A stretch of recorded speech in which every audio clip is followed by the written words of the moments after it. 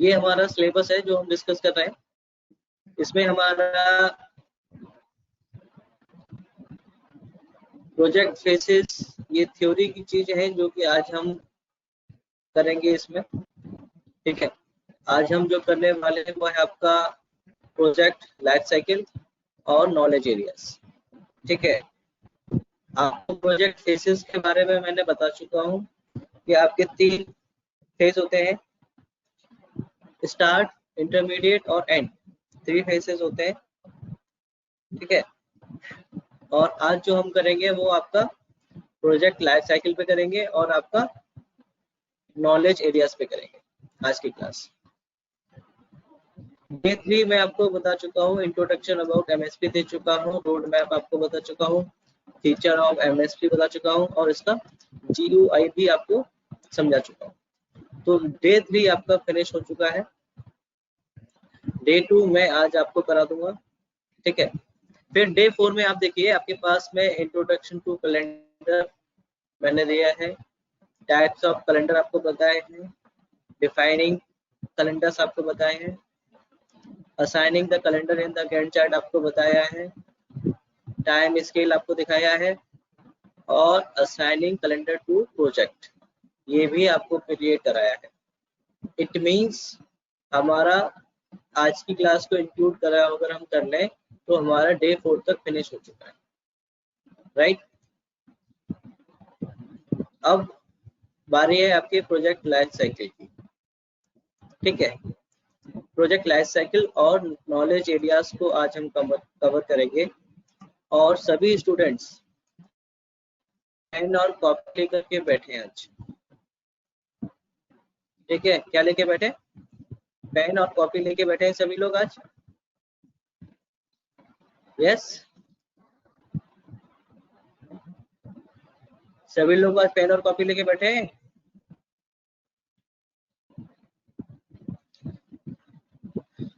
Okay, very good. तो सबसे पहले आज हम समझते हैं क्या कि प्रोजेक्ट मैनेजमेंट में नॉलेजेबल होना कितना जरूरी है, कि knowledge of the project management effect the project. जो आपका प्रोजेक्ट मैनेजमेंट है उसका अनुभव इस प्रोजेक्ट में कितना हेल्पफुल रहता है, उसके लिए आज हम पढ़ेंगे उसके बेनिफिट, कि अगर कोई प्रोजेक्ट मैनेजर है उसको कितना नॉलेज होना जरूरी है, क्या क्या उसको नॉलेज रखनी है और किस किस तरीके से वो उसको इफेक्ट करेगा। क्या हो ऋतुराज, रेडी हो?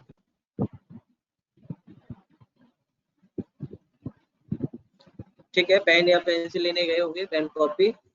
ओके, ठीक है।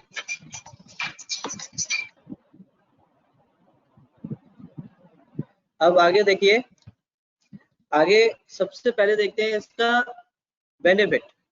बेनिफिट क्या होते हैं आपके, अगर आपको प्रोजेक्ट मैनेजमेंट की अगर नॉलेज है तो एफिशिएंट डिलीवरी। पहला बेनिफिट होता है आपका एफिशिएंट डिलीवरी। उससे क्या होगा कि आप जो एग्जीक्यूट करेंगे किसी भी प्रोजेक्ट को आप एफिशिएंटली कर सकते हैं, तो इसी को हम कहते हैं एफिशिएंट डिलीवरी। तो ये आपका फर्स्ट बेनिफिट आता है, please note it down, efficient delivery benefits. ठीक है, बेनिफिट फर्स्ट बेनिफिट है आपका एफिशिएंट डिलीवरी। एफिशिएंट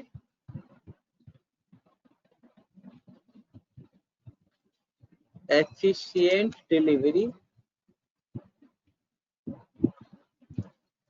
ये आपका फर्स्ट बेनिफिट है, एफिशिएंट डिलीवरी।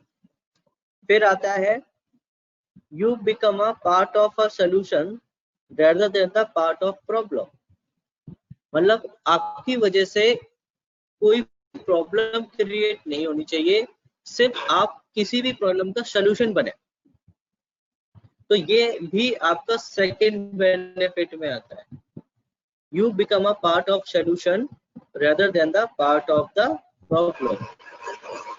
ये सेकंड बेनिफिट है। प्लीज सब लोग अपने आप को म्यूट करके रखें जिससे कि सबके पास मेरी वॉइस जा सके। कोई भी अगर प्रॉब्लम है तो आप चैट बॉक्स में लिखें। तो सेकंड बेनिफिट आपका आता है you become a part of solution rather than the part of problem। तो ये आपके नॉलेज एरियाज हैं मैनेजमेंट के, ठीक है। फिर आपका आता है फास्टर ग्रोथ। इससे क्या होगा कि आपकी फास्टर ग्रोथ होगी, ठीक है। अगर आपको प्रोजेक्ट मैनेजमेंट की अगर आपको नॉलेज है तो उससे आपकी faster growth. Second third benefit आ गया आपका फास्टर ग्रोथ। प्लीज नोट करते चलें साथ के साथ। आपका तीसरा बेनिफिट है फास्टर ग्रोथ। आपका चौथा आता है best remuneration. Best remuneration. Best remuneration का मतलब होता है कि आपको उसके एवज में बहुत अच्छा सैलरी पैकेज भी आपको मिलता है, ठीक है। तो ये इसका चौथा बेनिफिट है आपके लिए। ये आपका चौथा बेनिफिट है, ठीक है। फिर आपका आता है easier transition to the managerial status, यानी कि आपका easier transition to the managerial status. तो ये आपका एक स्टेटस भी मैनेजरियल स्टेटस मेंटेन करता है आपका कि आपके अंदर कितनी मैनेजिंग स्किल्स है। इसलिए आपका ये आता है पांचवा बेनिफिट। छठा आता है आपका noted as a value adding valuable resources. इसमें जो आपके वैल्यूएबल रिसोर्सेस आपको मिली हुई हैं, आपको उनकी वैल्यू पता होनी चाहिए। वैल्यू इन द सेंस ये नहीं है कि आपको उनकी कॉस्ट वैल्यू पता हो। आपको किसी भी अगर कोई आपका अच्छा इंजीनियर है जो आपके अंडर काम कर रहा है तो उसको उसी तरह से ट्रीट करना चाहिए जिससे कि आप उसका बेस्ट आउटपुट निकलवा सके, ठीक है। तो ये चीजें बहुत जरूरी रहती है कि आपको ये पता होना चाहिए कि आपके पास जो रिसोर्सेस है उनकी आपका क्या वैल्यू है आपकी नजरों में, चाहे वो आपका मशीनरी से रिलेटेड है, चाहे आपका मैन पावर से या किसी अदर चीज से। तो ये आपको पता होना चाहिए कि आपका जो रिसोर्स वैल्यूएबल रिसोर्सेज है उनके बारे में आपको पता होना चाहिए। फिर आपका आता है फैंटास्टिक ट्रैक रिकॉर्ड, यानी कि मनी, अपॉर्चुनिटी और स्टेटस, ये तीन चीजों को आपका इसमें ट्रैक रिकॉर्ड भी मेंटेन करता है। प्लीज निशा आपने आपको म्यूट कर लो भाई। और ये बेनिफिट सबने नोट किए? कोई रह गया है जिसने नोट नहीं किए? सबने नोट कर लिए? प्लीज बताओ जल्दी से चैट बॉक्स में।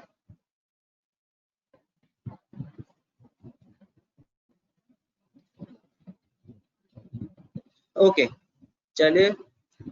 ओके गणेश, आशुतोष, लास्ट है आपका फैंटास्टिक ट्रैक रिकॉर्ड, जिसमें आपका आता है मनी, अपॉर्चुनिटी और स्टेटस। ट्रैक रिकॉर्ड के अंदर ये तीन पॉइंट आते हैं आपके, आपका मनी, अपॉर्चुनिटी और स्टेटस, ठीक है। अब आता है आपका, अब जो फेसेस वाली बात होती है, तो फेसेस क्या होते हैं? फेज होते हैं कोई भी टाइम पीरियड। अब जैसे कि मान लो कि अगर हम अपने आप को देखें तो हमारे फेसेस कैसे होते हैं कि सबसे पहले देखो बचपन होता है हमारा, ठीक है। एक बचपन फेज हो गया हमारा, ठीक है। उसके बाद में एक अडल्ट फेज आ गया हमारा, ठीक है। फिर एक हमारा आता है क्या, ओल्ड एज। तो ये तीन फेज होते हैं हमारे। और अगर हम फर्स्ट चाइल्ड वाले को फेज को भी अगर दो पार्ट में डिवाइड करें तो वो भी हमारा टू पार्ट में आ जाएगा, जैसे बेबी फेज और चाइल्ड फेज। जिसमें हम लोग 1.5 से 2 साल के जो बेबी होते हैं, बच्चे होते हैं, उनको बेबी फेस में हम रख सकते हैं, और जो आपका 2 साल से लेकर के 10 साल तक या 11 साल तक रहता है उसको हम चाइल्ड फेस रख सकते हैं।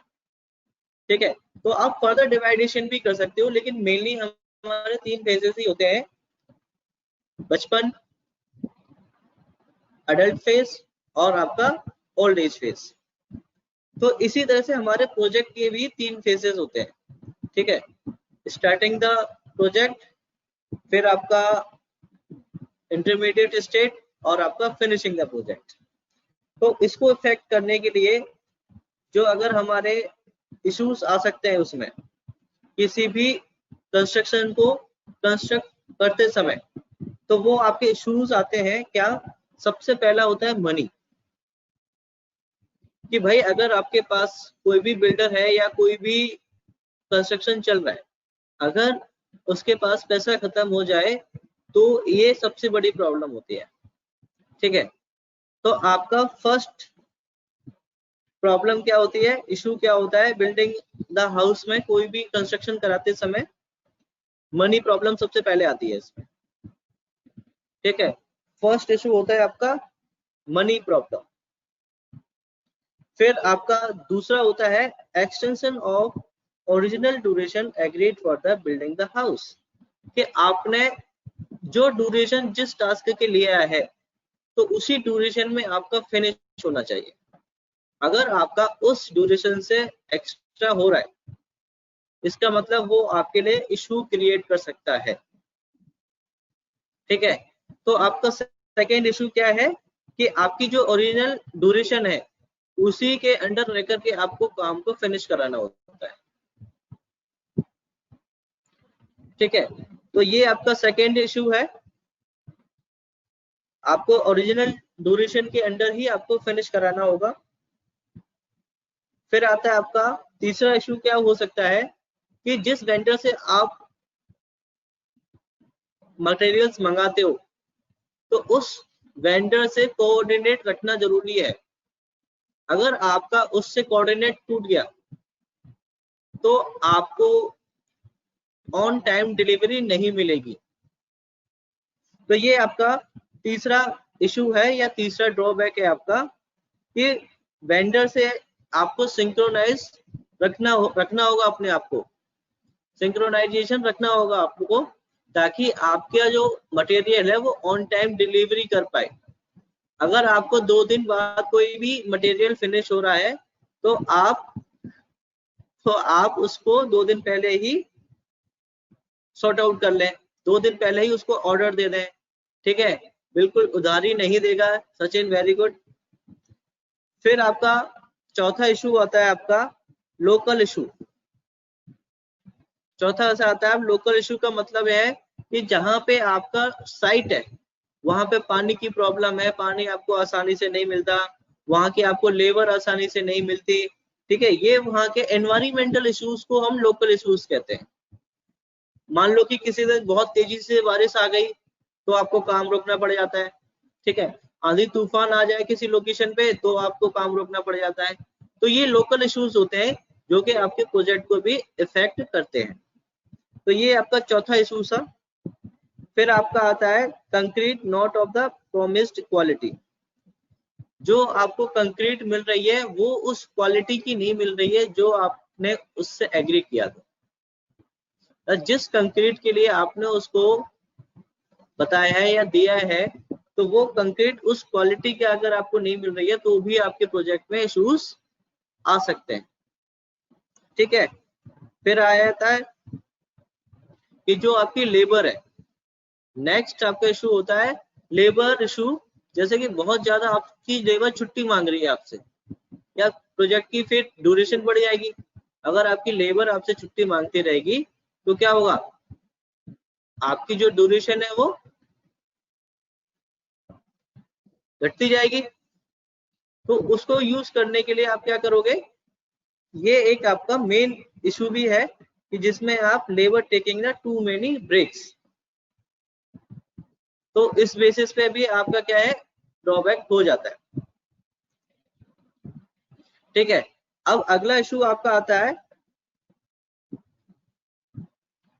जो आपका ओनर है, जो आपसे कंस्ट्रक्ट करा रहा है, बिल्कुल सही बात है सचिन कुमार, फिनिश डेट पे कभी भी आपका वर्क फिनिश नहीं होगा।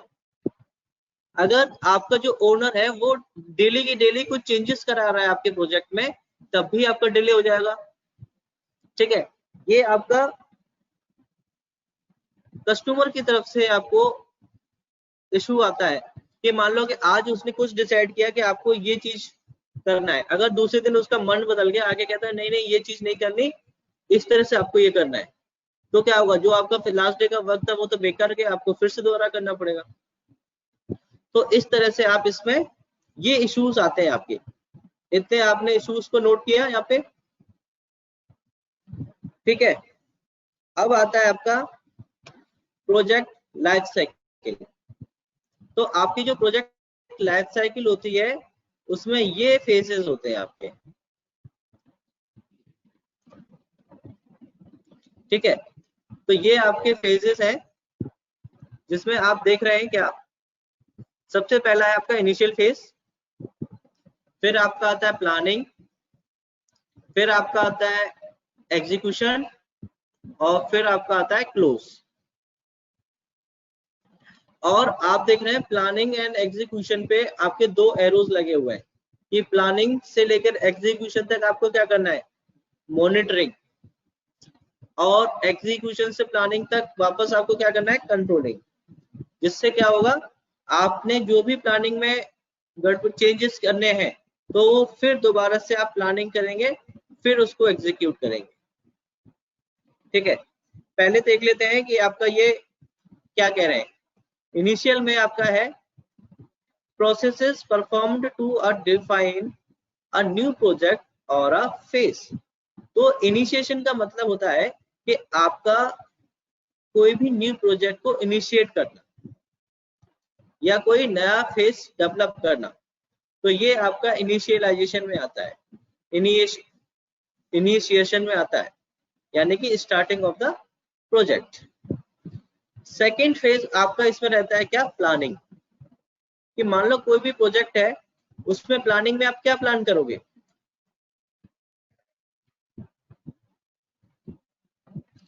बिल्कुल सचिन जी, अगर वो प्लान डिसीजन को चेंज करेगा बार बार तो आपका मनी भी बहुत बर्बाद होगा। वेरी गुड यार, बहुत अच्छी बात सचिन।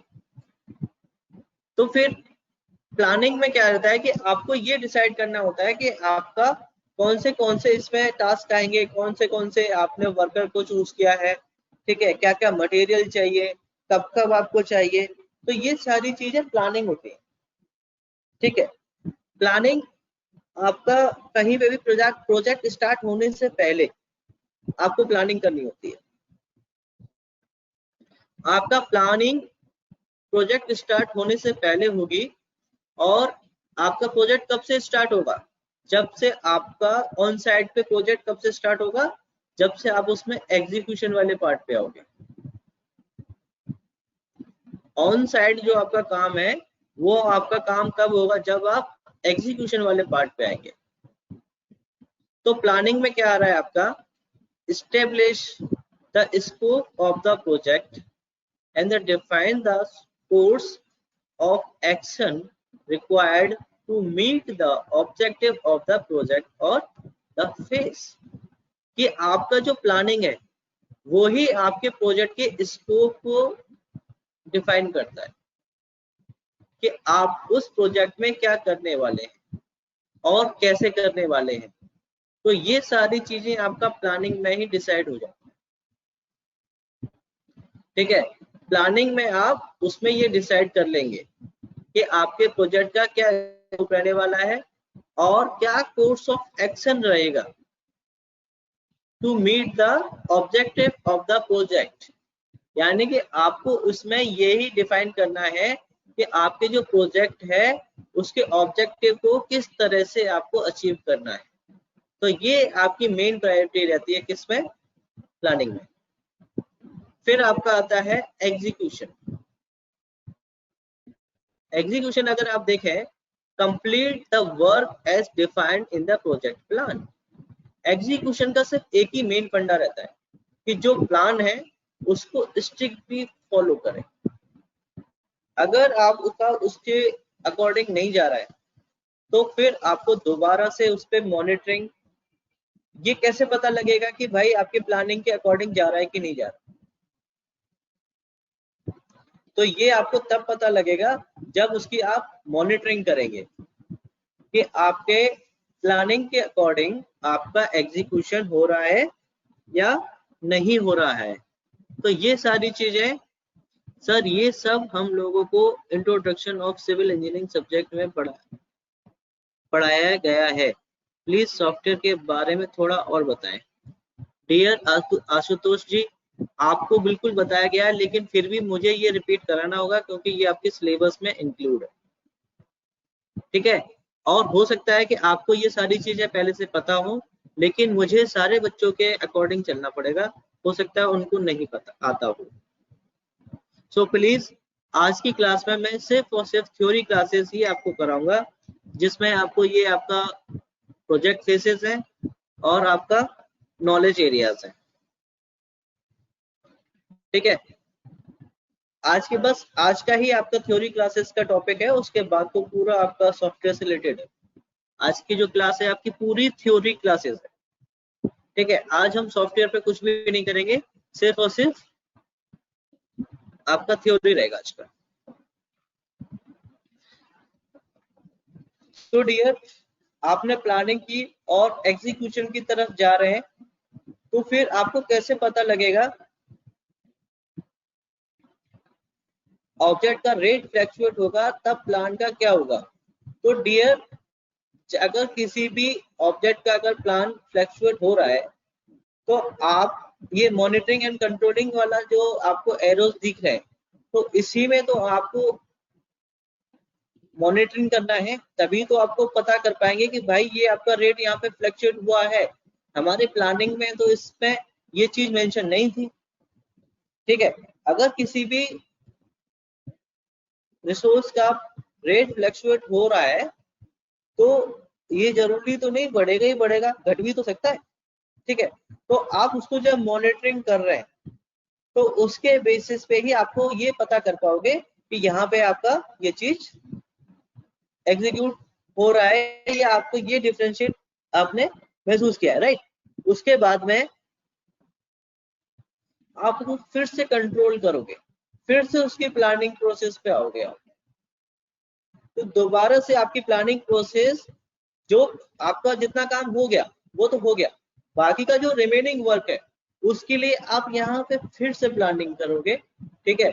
फिर से उसको एग्जीक्यूट करोगे, फिर से आप उसको मॉनिटर करोगे, और फिर आप उसमें देखते हो कि कोई भी डेफिशिएंसी है तो फिर से आप उसको कंट्रोलिंग करके रिमेनिंग वर्क के लिए फिर से यहाँ पे आप प्लानिंग करोगे। तो ये आपकी साइकिल चलती रहेगी। आपको प्लानिंग करना है, फिर उसको एग्जीक्यूशन करना है, मॉनिटरिंग भी करना है, फिर आपको कंट्रोलिंग भी करना है। अब यहाँ पे देखो आपका क्या है, ट्रैक मॉनिटरिंग में क्या आता है आपका, track, review and regulate the progress, ठीक है, and the performance of the project, identify corrective action if required. तो इसका मतलब आपको ट्रैकिंग भी इसमें आता है, आपका रिव्यू भी आपका इसी में ही आएगा, एंड रेगुलेट द प्रोग्रेस, कि जो आप इसमें अपने प्रोजेक्ट में प्रोग्रेस कर रहे हो, जो जितना काम करते जा रहे हो, और उसकी परफॉर्मेंस ऑफ द प्रोजेक्ट, ठीक है। ये आपका progress and performance of the project को आपको आइडेंटिफाई करना है।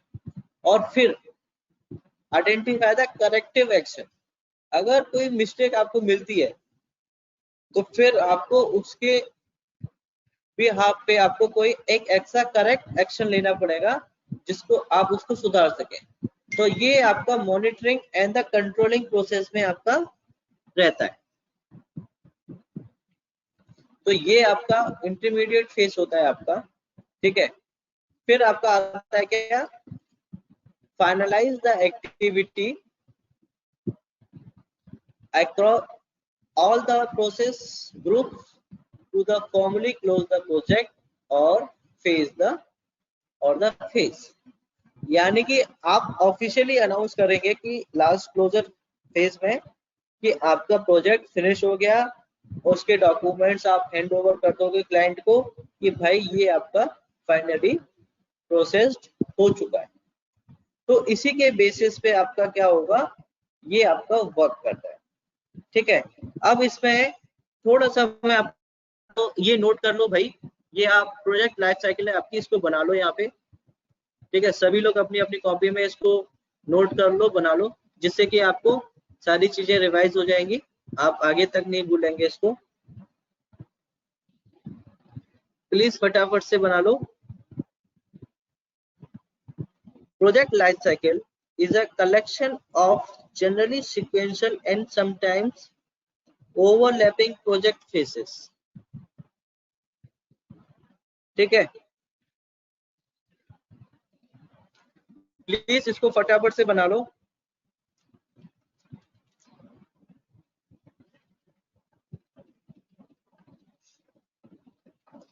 सबने बना लिया इसको? जिसने बना लिया है वो रिप्लाई करते जाएं।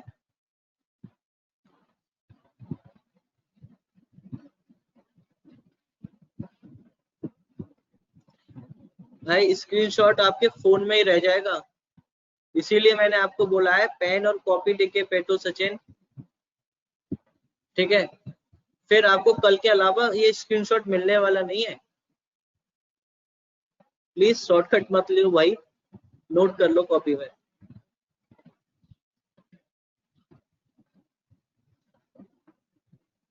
इस स्क्रीनशॉट को दोबारा खोल के नहीं देखोगे कभी, लेकिन कॉपी अगर मिल जाएगी तो पढ़ तब भी लोगे उसको। प्लीज फटाफट से इसको नोट करो।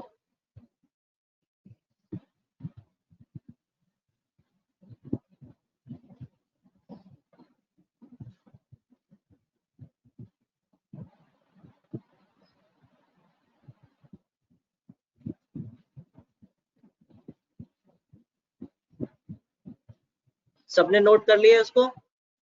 फटाफट से बताओ रिप्लाई करके।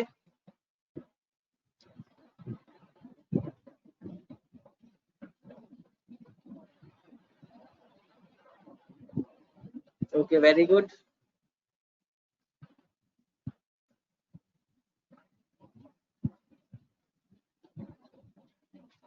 चलिए अब आते हैं, प्रोजेक्ट मैनेजर क्या होता है? कोई बताएगा मुझे, व्हाट इज प्रोजेक्ट मैनेजर?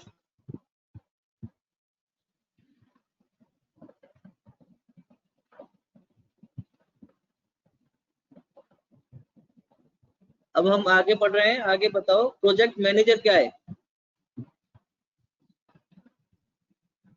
फटाफट से चैट बॉक्स में टाइप कर दो प्रोजेक्ट मैनेजर के बारे में। टू मैनेज करने, प्रोजेक्ट को मैनेज करने वाला, भाई वो तो नाम ही प्रोजेक्ट मैनेजर है। थोड़ा सा और इलेबोरेट करो, उसमें क्या चीज आ सकता है?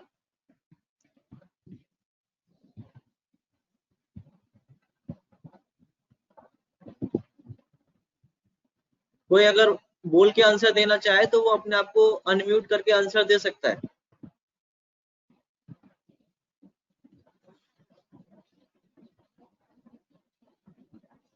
सर जो सभी चीज को सिंक्रोनाइज और सीक्वेंस फॉर्म में एग्जीक्यूट करे उसी को प्रोजेक्ट मैनेजर शायद कहेंगे। नाम क्या है बेटा आपका? Mayur Maheshwari sir. Very good Mayur, आपने एकदम परफेक्ट आंसर दिया है, वेरी गुड।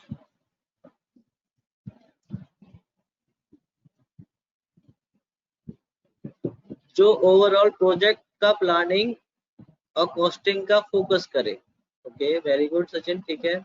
सत्यम, आप क्या कह रहे हो? Project manager have the responsibility of the planning, procurement and execution of a project. Very good Satyam, आपने प्रोक्योरमेंट का भी एक बहुत अच्छा एग्जांपल दिया।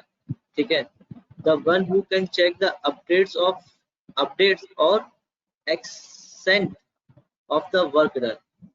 गुड, चलिए कुछ चीजें तो बहुत अच्छी निकल के आ रही हैं, गुड, वेरी गुड। अब देखो एक्सटेंट, ठीक है, कोई दिक्कत नहीं। अब देखो मैं आपको प्रोजेक्ट मैनेजर को डिफाइन करता हूँ, प्लीज आप ध्यान से सुने। A project manager is a professional, right, in the field of project management. यानी कि वो क्या है, एक प्रोफेशनल है in the field of project management. The project manager can have the responsibility, ठीक है, project manager can have the responsibility of the planning, right, execution and closing of any project.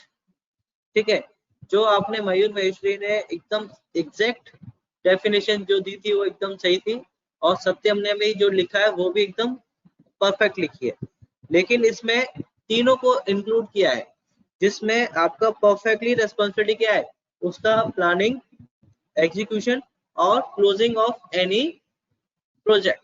ये एक प्रोजेक्ट मैनेजमेंट का क्या है, responsibility होती है।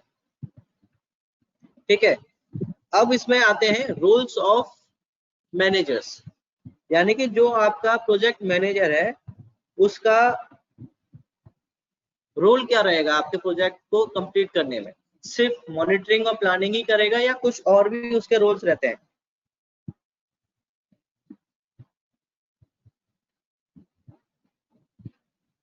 ठीक है, सबसे पहला इसमें कोई है बताएगा मुझे इसके responsibilities, roles of the project manager? Type करते जाओ एक एक। चलो स्टार्टिंग मैं करता हूं। पहला इसमें आता है person with overall ability to respond, यानी कि सारी जिम्मेदारी किसकी होती है, आपके प्रोजेक्ट मैनेजर की। अगर आपके प्रोजेक्ट पे, आपकी साइट पे किसी के साथ भी कुछ भी मिस हैपनिंग होती है तो उसका जिम्मेदार आपका प्रोजेक्ट मैनेजर होगा। ठीक है, person with overall ability to respond, ये आपका फर्स्ट रोल है मैनेजर का। ठीक है, फर्स्ट क्लियर है सबको? ठीक है, सेकंड आपका आता है evolve the processes relevant to project, सिर्फ उन्हीं प्रोसेसेस को वो प्रोसेस करे जो रिलेवेंट है आपके प्रोजेक्ट से रिलेटेड, और अनरिलेवेंट टास्क को वो बढ़ावा ना दे साइट पे, जिससे कि क्या हो, एक्सीडेंट होने के चांसेस बढ़ जाते हैं। इसीलिए उन्हीं टास्क की वो परमिशन दे जो आपके प्रोजेक्ट से रिलेटेड होते हैं। मान लो कि बहुत सारी एक्टिविटीज आपकी वहां होती है साइट पे, जिसकी वजह से क्या होता है, एक्सीडेंट्स हो जाते हैं। जैसे कि आपका प्रोजेक्ट मैनेजर कहीं गया तो लेबर कुछ करने लग जाती है, खेलने लग जाती है, ठीक है, या फिर काम करना बंद कर देते हैं वो लोग, ठीक है, या काम करने में लापरवाही करते हैं। तो ये सारी चीजें क्या है, आपके process relevant to project take करने के कारण होता है, कि अगर आपने कोई भी ऐसा काम करने की अनुमति उनको दे दी जो कि आपके प्रोजेक्ट से रिलेटेड नहीं है, तो अगर कोई एक्सीडेंट होता है उसकी जवाबदेही किसकी होगी, प्रोजेक्ट मैनेजर की। ओके, फिर आपका आता है integrate process such that the output of the one process move as into the other without flow. ठीक है, वो एक प्रोसेस से दूसरी प्रोसेस तक इस तरह से काम को मैनेज करे या ऐसे असाइन करे वर्कर्स को कि अगर एक काम फिनिश हो रहा है तो ये नहीं कि भाई आज का मेरा इतना काम था मैंने कर दिया अब मुझे आगे काम नहीं करना है। क्यों? क्योंकि उसकी वजह से भी आपका डिले उसमें आएगा, इसीलिए तुरंत उसके लिए आगे के काम भी उसमें प्रोसेस में आना चाहिए। मान लो कि जैसे कि अगर आपका लाइटिंग का फिटिंग आप करा रहे हो घर में, ठीक है, तो प्लास्टर वाला तब तक वेट करेगा जब तक कि आपका उसमें लाइटिंग की फिटिंग ना हो जाए। जो आपकी अंडरग्राउंड लाइटिंग की फिटिंग होती है तो प्लास्टर आप तभी कराते हो अपने घर में जब आपका लाइटिंग फिटिंग कंप्लीट हो जाए। तो जो प्लास्टर वाला टास्क है वो तो आपका वेटिंग रहेगा कि नहीं। तो अगर मान लो कि एक दिन भी डिले आपका वो हो गया, लाइटिंग वाला काम डिले हो गया, तो आपका प्लास्टर वाला तो बिना काम स्टार्ट हुए ही डिले हो जाएगा ना। तो उस तरह से ये भी मैनेज करने वाली चीज आती है इस रेस्पॉन्सिबिलिटी में, कि आपका एक काम की डिपेंडेंसी की वजह से दूसरा काम लेट नहीं होना चाहिए। ठीक है, फिर आपका आता है कंट्रोल प्रोसेस, कि आपको उसके प्रोसेसेस को क्या करना है, कंट्रोल करना है। ठीक है, फिर आता है आपका डिलीवर द प्रोमिसेस, यानी कि जो प्रोजेक्ट मैनेजर ने अपनी प्रॉमिस किए हैं अपने वर्कर्स से, कि मान लो कि अगर वो प्रॉमिस करता है कि आज ये काम फिनिश करके जाना है आपको और शाम को मेरी तरफ से आपको डिनर मिलेगा, ठीक है, ये अगर प्रॉमिस वो करता है तो वो उसको वो प्रॉमिस फुलफिल भी करनी चाहिए, ठीक है। अगर वो नहीं करता है तो अगले काम के लिए क्या उसकी लेबर बात मानेगी? बिल्कुल नहीं मानेगी।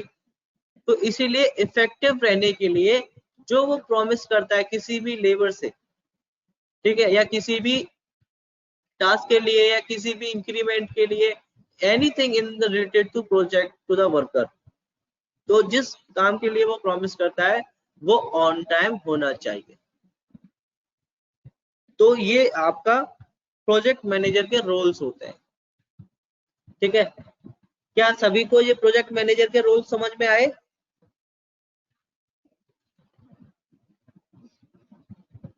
प्लीज फटाफट से बताओ।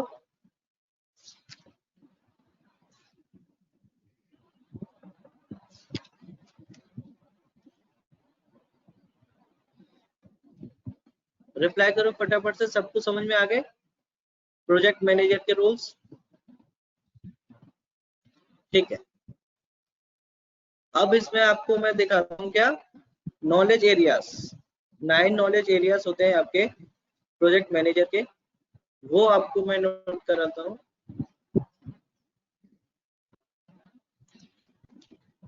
एक, दो, तीन, चार, 5, 6, 7, 8, 9, तो ये आपके 9 नॉलेज एरियाज होते हैं एक किसी भी प्रोजेक्ट मैनेजमेंट के लिए। Project management is comprised of the following 9 knowledge areas. 9 knowledge areas in project management. फटाफट से इनको नोट कर लो, फिर हम एक एक करके इनको डिस्कस करेंगे।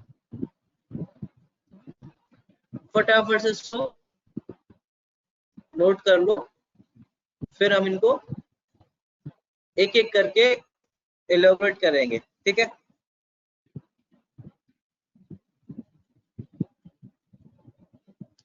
चलिए फटाफट से नोट कर लो, सबको 2-3 मिनट दे रहा हूँ, 2 मिनट बाद फिर हम इसको स्टार्ट करेंगे।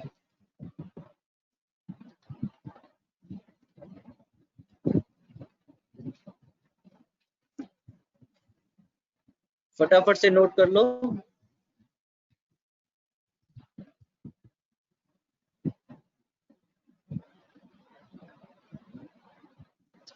दो मिनट बाद इसको स्टार्ट करते हैं, नोट कर लो फटाफट से सभी।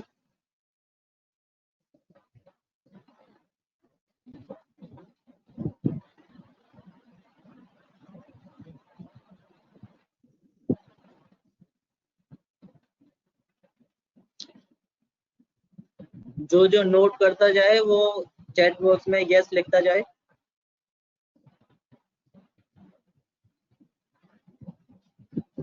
जो जो इस चीज को नोट करता जाए वो यस लिखता जाए।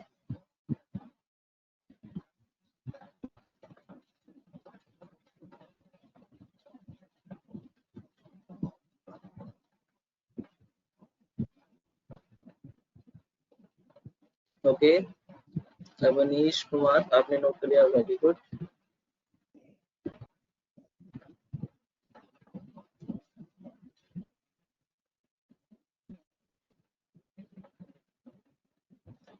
बाकी लोग भी फटाफट से रिप्लाई करो। वेरी गुड सत्यम, वेरी गुड सूरज।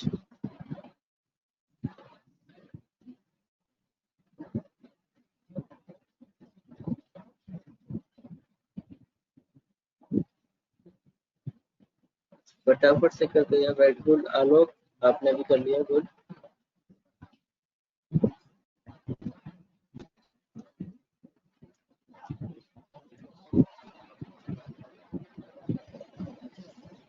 फटाफट से कर लो। ऋतुराज ने भी कर लिया, गुड। अर्थव ने भी कर लिया, Atharvadev. Very good Sachin, very good, okay, very good, चलिए, ओके। तो ये आपके 9 नॉलेज एरियाज हैं प्रोजेक्ट मैनेजमेंट के लिए। तो पहला आपका नॉलेज एरिया है project integration management. Project integration management, तो कौन बताने वाला है मुझे कि क्या होता है ये? फटाफट से बताओ कि प्रोजेक्ट इंटीग्रेशन मैनेजमेंट क्या होता है।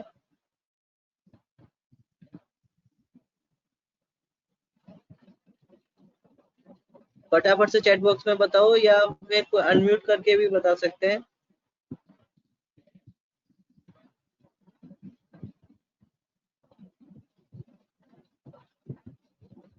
कोई सर है सभी बताने वाला? रिसोर्स, सर सभी रिसोर्स को एक जगह एक्यूमुलेट करना। इंटीग्रेशन के लिए, गुड, वेरी गुड। और कोई है? क्या नाम था बेटा आपका? Mayur sir. Okay, good, very good.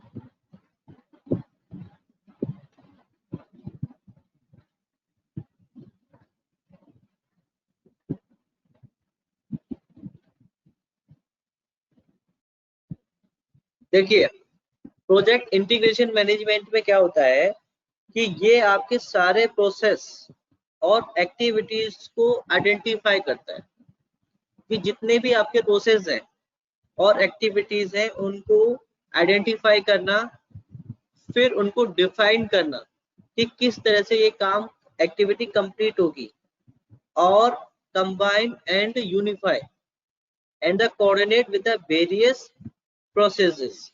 यानी कि आपको जो भी एक्टिविटीज हैं उनको डिफाइन करना, ठीक है, और यूनिफाई मतलब होता है उनको और डिटेल्स में एलोबरेट करना वर्कर्स को, फिर उसमें ये कोऑर्डिनेट करते रहना टाइम टू टाइम कि क्या ये उस प्रोसेस के अकॉर्डिंग चल रहा है या नहीं चल रहा।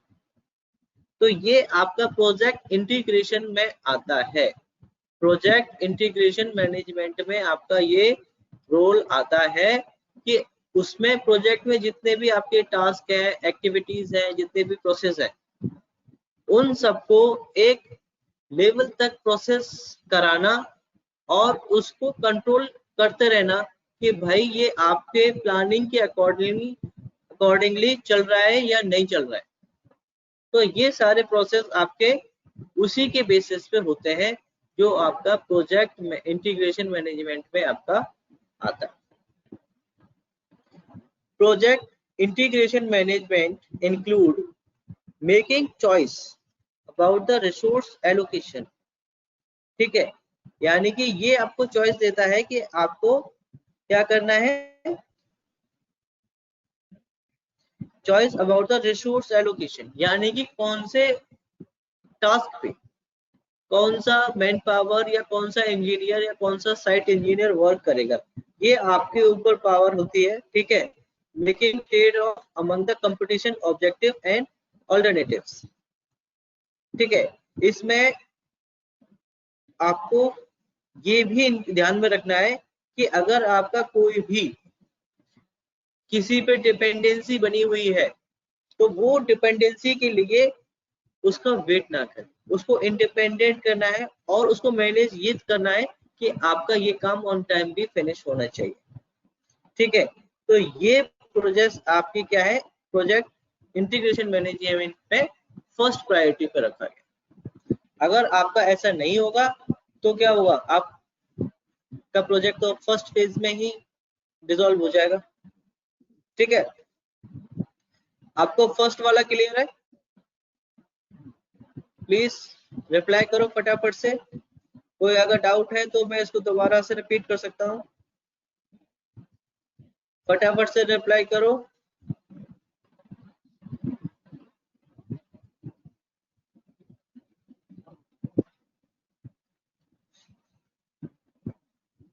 फटाफट से रिप्लाई करो, ये क्लियर है फर्स्ट वाला आपको?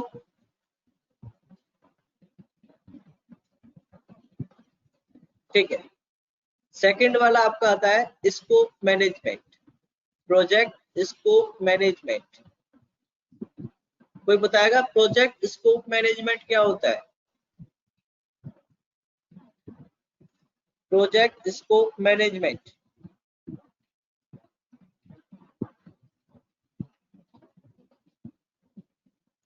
कोई बताएगा प्रोजेक्ट स्कोप मैनेजमेंट क्या होता है?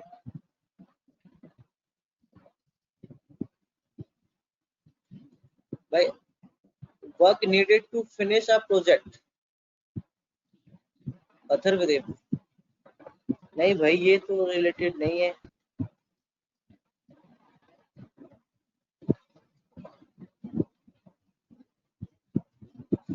एम से फ्लक्चुएट ना होना, हाँ ये चीज हो सकता है। ठीक है, तो देखो इसमें क्या है, project scope management include the process, ठीक है, required to ensure that project include all the work required। सत्यम क्या कह रहे हैं, project scope management refer to the set of processes that ensure a project scope is accurately defined and mapped। Very good यार, क्या बात है, बहुत अच्छे। ठीक है, अब मैं आपको एलेबोरेट करता हूँ इसको। The project management include the process required to ensure that the project include all the work required, ठीक है, and only the work required to complete the project successfully. सिर्फ उन्हीं ही प्रोजेक्ट को, आपके जो टास्क है उन्हीं को फोकस रखता है कि जो आपके प्रोजेक्ट को सक्सेसफुली कंप्लीट करा सकते हैं। ठीक है, managing the project scope is primarily concerned with the defining and controlling, ठीक है, इसमें डिफाइनिंग और कंट्रोलिंग वर्ड भी यूज होते हैं ताकि आप उसके स्कोप, यानी कि स्कोप का मतलब है उस एक्टिविटीज लेकर के जो एम आपके माइंड में क्रिएट है उस तक पहुंचना। क्या आपके भाई एक चीज होती है कि ईंट पत्थर से आपने दीवार बना दी, लेकिन एक क्वालिटी के साथ बनाना वो आपका स्कोप मैनेजमेंट है। ठीक है, फिर आपका तीसरा आपका इसमें आता है नॉलेज एरियाज में प्रोजेक्ट टाइम मैनेजमेंट। क्या आता है आपका? Project time management. ये तो बड़ा इजी सा है सबके लिए, सब लोग बता सकते हैं। प्लीज टैप करके फटाफट से बता दो टाइम मैनेजमेंट क्या होता है।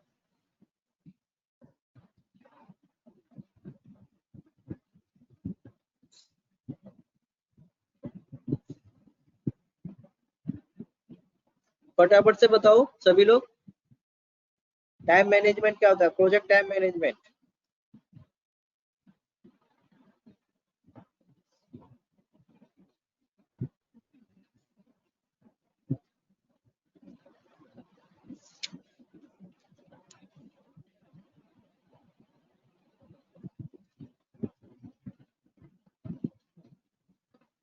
फटाफट से बताओ। Complete the project within the estimated time. Very good Mukul Dev, very good यार।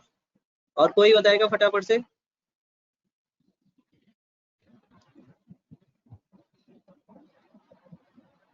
और कोई फटाफट से बताए?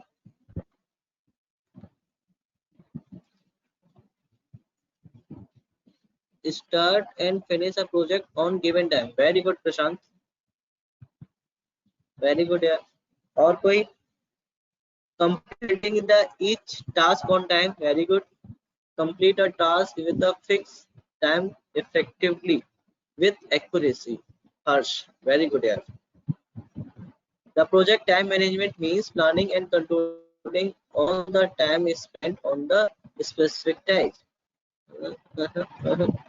नहीं भाई, टाइम स्पेंड का मतलब तो ये हुआ कि भाई कितना भी हम टाइम दे सकते हैं, नहीं, जितना टाइम उस पर्टिकुलर टास्क के लिए अलॉटेड है आपके प्रोजेक्ट में उतने ही टाइम पीरियड में आपका वो फिनिश होना चाहिए, तो ही आपका वो प्रोजेक्ट टाइम मैनेजमेंट में आता है सत्यम। ठीक है, आपका रहता है project time management include processes required.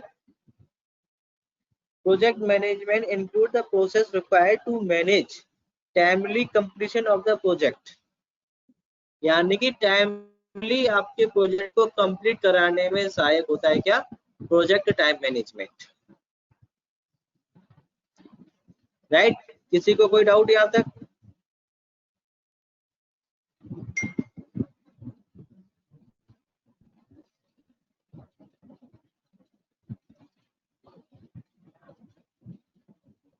किसी को कोई डाउट? ठीक है, अब इसमें चौथा आपका आता है प्रोजेक्ट कॉस्ट मैनेजमेंट।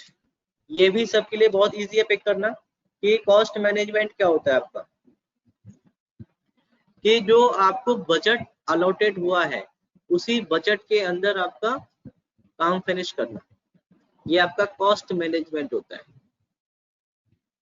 कोई बताना चाहेगा? कोई आंसर देना चाहेगा? जैसे यहाँ पे बहुत अच्छे अच्छे आंसर मिले हैं, मैं एक्सपेक्ट करता हूँ इसका भी कुछ आंसर अच्छा सा मिले मुझे।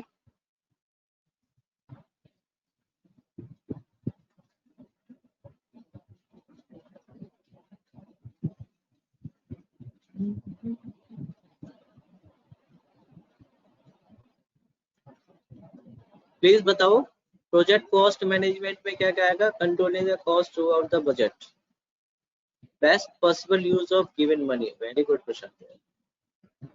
Project cost management is the process of the estimating, allocating. Okay, very good. और आंसर कोई?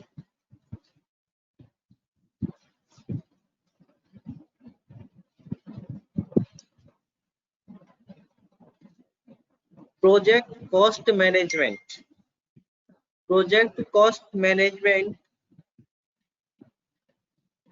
include the process involving in planning, estimation and budgeting, financing, funding, managing, controlling cost so that project can be complete within the approved budget।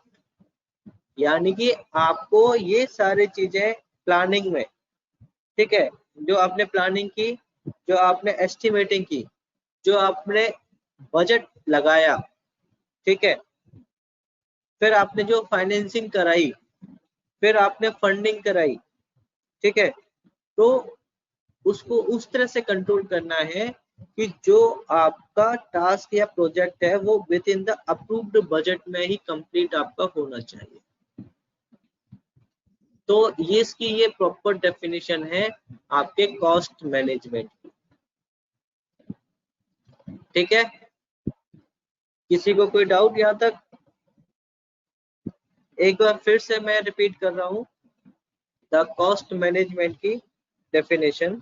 The project cost management include the processes involved in the planning, estimation, budgeting, financing, funding, managing and controlling cost so that project can be completed within the approved budget। Right, सबको clear है I think? ठीक है, अब आपका fifth knowledge areas में आता है project quality management. ठीक है, तो ये इनकी जो हायरार्की है, तो आपके 5वें नंबर पे आती है क्या? Project quality management. सबसे पहले आपका आता है इंटीग्रेशन, फिर आपका स्कोप, टाइम, कॉस्ट, 5वें नंबर पे क्वालिटी। तो क्वालिटी क्या होती है? क्वालिटी होती है किसी भी accuracy in a project, quality कहेंगे उसको। कितना उसको सटीक बनाया गया है, ठीक है, कितना वो आपका रिलायबल है, ये क्वालिटी डिपेंड करता है। ठीक है, कितना भरोसेमंद है आपका एक्चुअली ये कहें तो प्रोजेक्ट। ठीक है, जैसे कि अगर आपने न्यूज में भी आपने पढ़ा होगा, देखा होगा कि बिल्डिंगें बनते बनते गिर जाती है। क्यों? क्योंकि उसमें अच्छी क्वालिटी का कंक्रीट वो यूज नहीं कर रहे होते हैं, या उन्होंने कहीं ना कहीं कुछ गलतियां कर दी होती हैं, या उन्होंने कहीं ना कहीं लोड एनालिसिस नहीं किया होता है। ठीक है, तो इसकी वजह से आपका क्या होता है? क्वालिटी गिर जाती है। और किसी भी बिल्डर या कोई भी आपका क्लाइंट है तो वो क्वालिटी के साथ कंप्रोमाइज नहीं करता। बाकी सारी चीजों के साथ में कंप्रोमाइज कर लेता है, लेकिन क्वालिटी के साथ कंप्रोमाइज नहीं करता। ठीक है, इसीलिए क्वालिटी मैनेजमेंट को इसको 5वें नंबर पे रखा गया। The project quality management include the process and activities of the performing organization that determine quality policies, objectives, and the responsibilities so that project will satisfy the needs for which it was undertaken. सबसे पहले उसकी quality of needs को satisfy करे जिस वजह से वो project initiate हुआ है आपका। ठीक है, तो ये आपका क्वालिटी ऑफ मैनेजमेंट पे आता है। Project quality management use policies and procedures to implement within the project context the organization quality management system and the appropriate it support continuous process improvement activities as undertaken on behalf of the performing organization। ठीक है, तो ये सारी चीजें आपके project quality management में आती है। Work to ensure that the project requirement include product requirement are met the validated, यानी कि जो अप्रूवल आपको चाहिए on the basis of the quality वो टाइम टू टाइम आपकी क्वालिटी के लिए ही बनाया जाता है।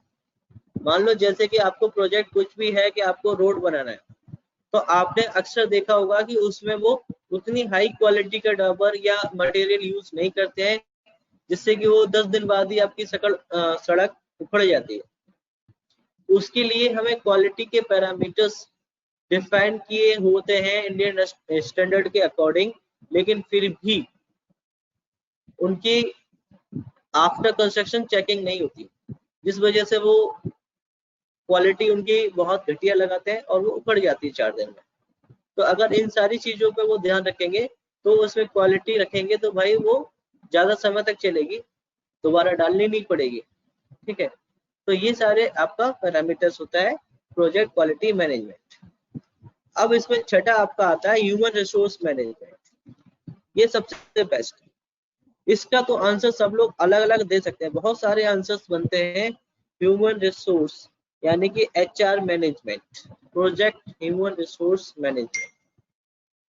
फटाफट से एक एक दो आंसर मुझे बताओ, फटाफट से टैप करो।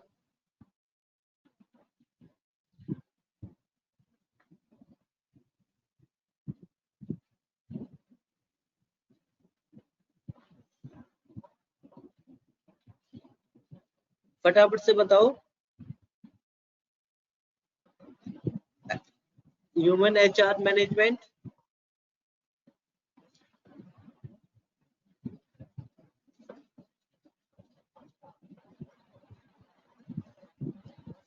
फटाफट से टैप करो। अनम्यूट करके भी आंसर दे सकते हैं।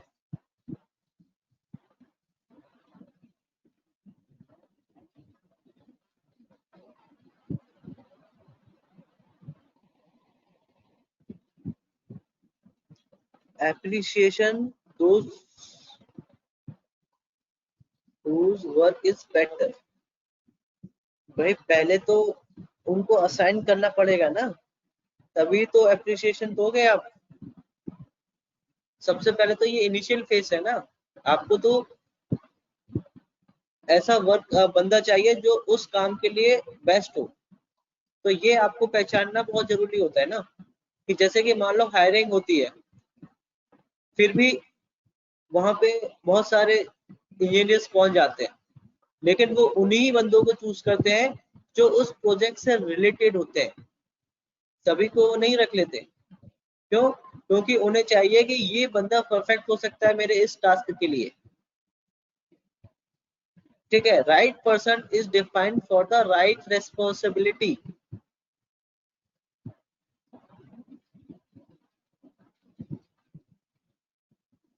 Project HR management involve organizing and managing a project team. Very good यार सकते हो, ठीक है।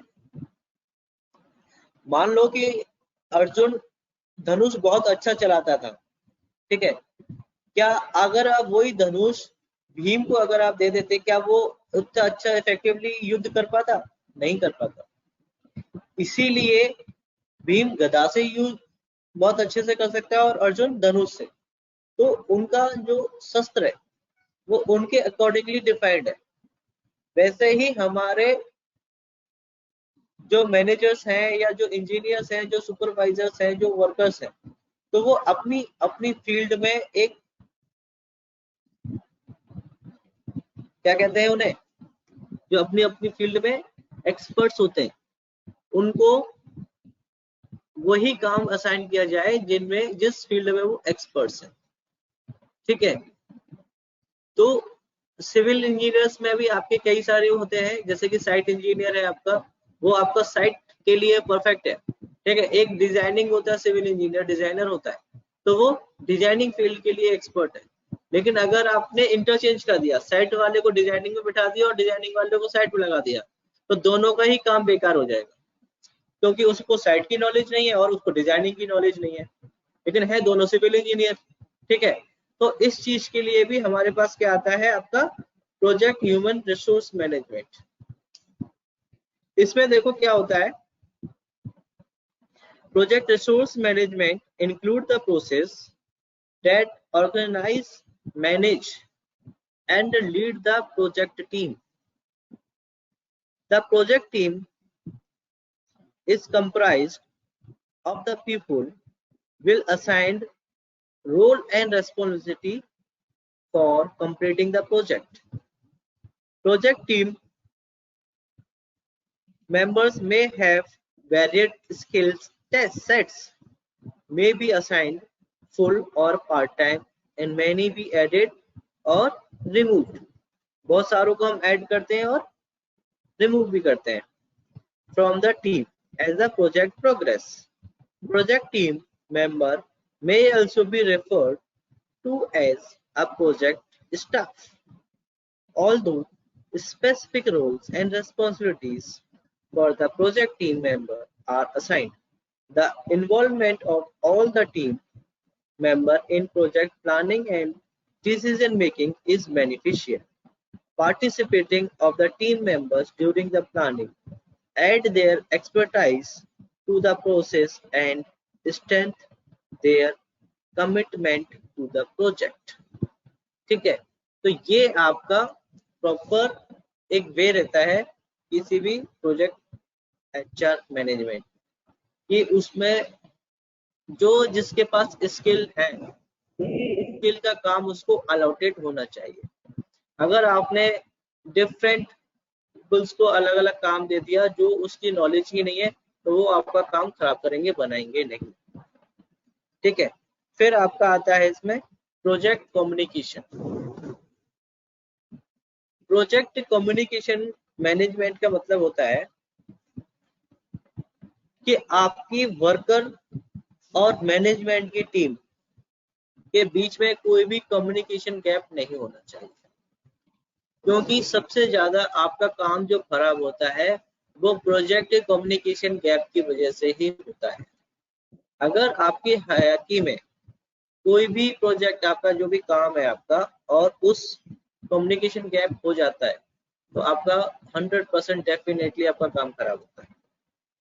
तो इसमें जो आपका आता है project communications management include the process that are required to ensure timely and appropriate planning, collection, creation, distribution, storage, retrieval management, control, monitoring, and the ultimate disposition of the project information.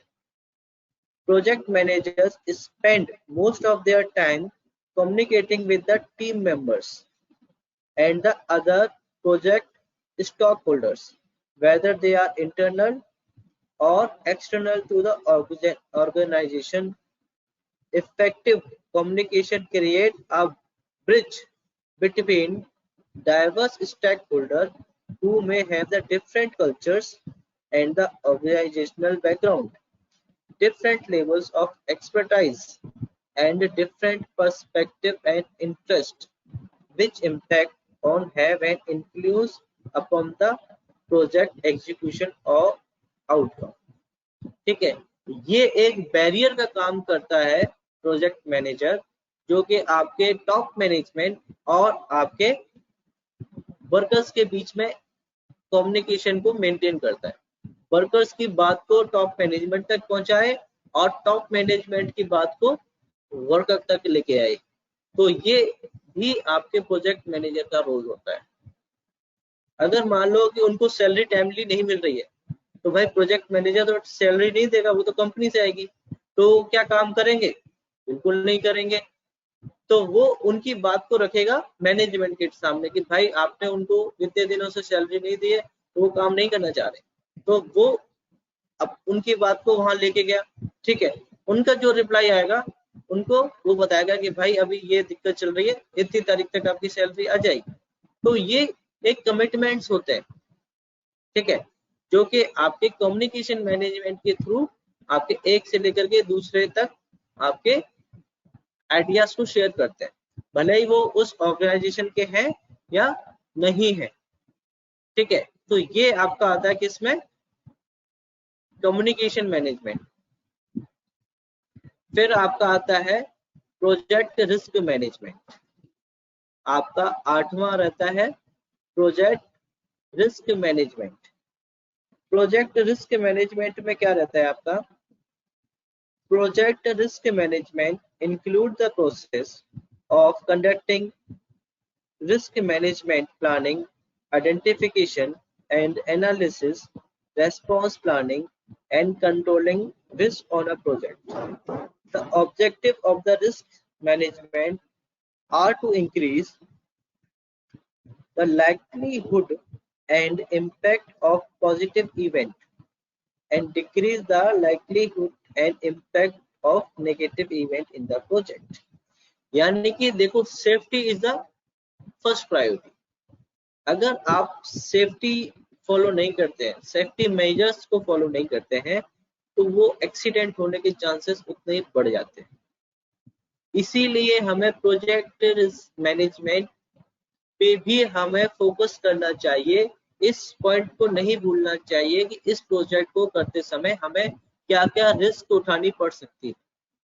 अगर आपको ये identify आपने कर लिया, तो आपके उतने ही accident होने के चांसेस कम हो जाते हैं, क्योंकि आपको पता है कि इस तरह से इसमें यहाँ एक्सीडेंट हो सकते हैं, तो उसी के बेसिस पे आप उसको फॉलो करें। तो ये आपका रहता है प्रोजेक्ट रिस्क मैनेजमेंट। फिर आपका आता है प्रोजेक्ट प्रोक्योरमेंट मैनेजमेंट। ठीक है, प्रोक्योरमेंट का मतलब होता है कि आपको जो रिसोर्सेज चाहिए उनको अलोकेटेड कराना या किसी से खरीदारी करके अपने प्रोजेक्ट में इंक्लूड करना। तो ये आपकी होती है क्या? Project procurement management, right. किसी को कोई डाउट इसमें? इसमें एक और होता है जो कि हमारा इसमें मेंशन नहीं है नए नॉलेज एरियाज में, वो 10th वन होता है। अगर हम उसको इंक्लूड करना चाहें तो कर सकते हैं कि मान लो कि जिस स्टेक होल्डर ने आपके प्रोजेक्ट में इन्वेस्ट किया है, ठीक है, जैसे कि मान लो कि कोई मॉल बिल्ड हुआ है, उसको कर तो रहा है बिल्डर, बनवा रहा है, लेकिन फिर भी एक अलग ऐसे ओनर्स होते हैं जो कि आपको बिल्डिंग से उन्हें कोई मतलब नहीं है, वो सिर्फ अपना पैसा लगाते हैं उसमें, प्रॉफिट। बिजनेसमैन बिजनेस बढ़ाने के लिए वो उसमें पैसा लगाएंगे और प्रॉफिट पे अपना बिजनेस चलाएंगे। तो इसीलिए प्रोजेक्ट मैनेजर का ये भी काम होता है कि जो उसके स्टेक होल्डर है उनको भी वो मैनेज करे, ठीक है, उनको भी वो समझाए कि भाई ये इस फैक्टर्स इसमें आ रहे हैं और इसको कंप्लीट इस तरह से करना है। तो ये सारी चीजें इसमें 10वां भी आप ऐड कर सकते हो, प्रोजेक्ट स्टेक होल्ड मैनेजमेंट। तो ये आपके नॉलेज एरियाज होते हैं प्रोजेक्ट मैनेजर के। तो ये थी आज की क्लास आपकी जिसमें हमने प्रोजेक्ट लाइफ साइकिल को पढ़ा। ठीक है, सबने इसको नोट किया है, सबने बनाया है। और फिर हमने नए नॉलेज एरियाज को पढ़ा।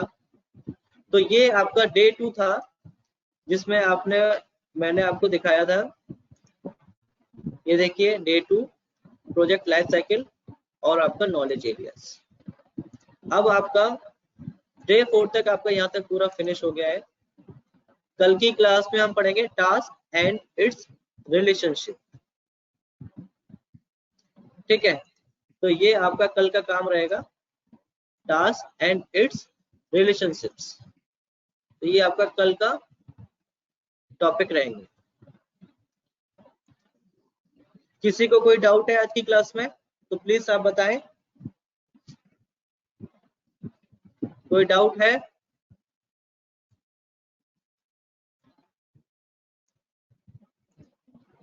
प्लीज रिप्लाई करो।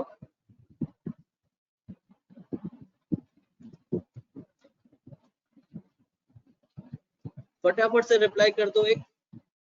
आज की क्लास थोड़ी सी बोरिंग जरूर लगी होगी, पर लेकिन ये करना जरूरी था।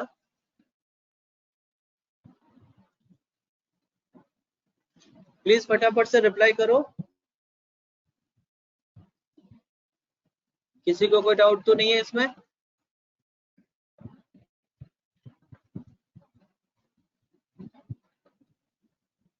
वेरी गुड सचिन, चलो बोरिंग नहीं था। क्योंकि भाई थोड़ी सी थ्योरी है, तो इसलिए थोड़ा सा समझ में अच्छा लगा। न्यू बताए के बारे में सीखे। अच्छा, okay, very good Sachin, new बातों के बारे में सीखे। ठीक है, गुड। Any other? किसी को कोई डाउट भाई? जल्दी से फटाफट से एक क्विक रिप्लाई कर दो।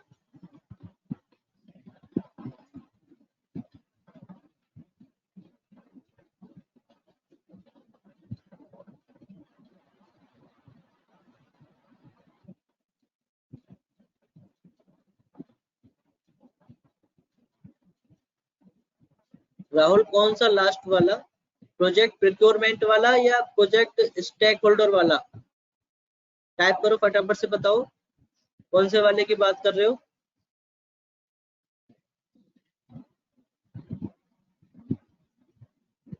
Procurement, okay. प्रिक्योरमेंट का मतलब होता है कि प्रोजेक्ट से रिलेटेड जितनी चीजें आपको खरीदनी होती हैं वो प्रोक्योरमेंट में आता है।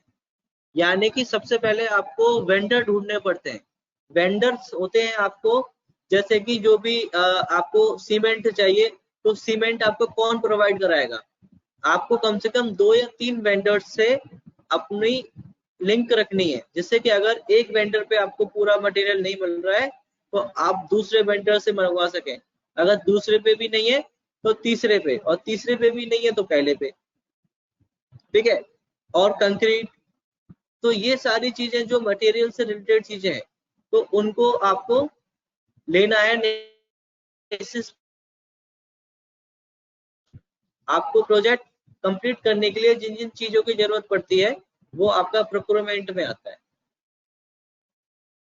जो भी आप मार्केट से चीजें सामान खरीदते हो वो आपके प्रोजेक्ट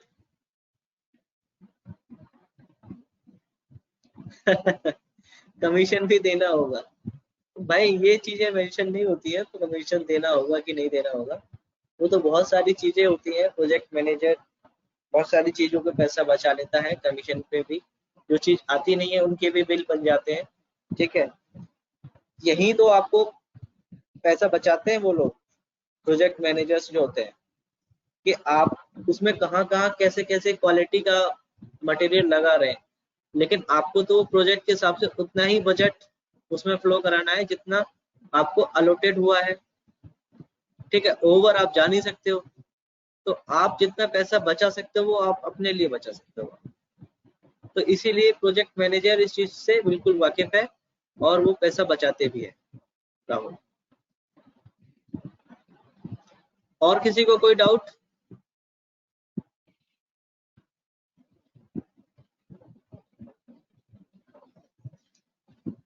और किसी को कोई doubt?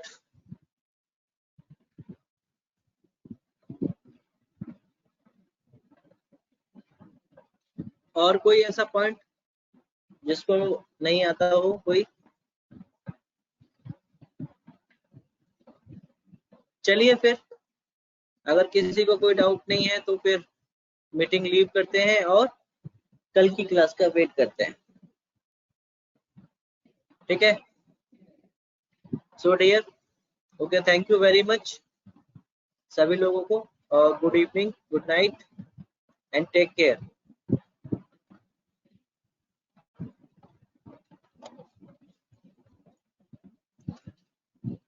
This conference will now be recorded.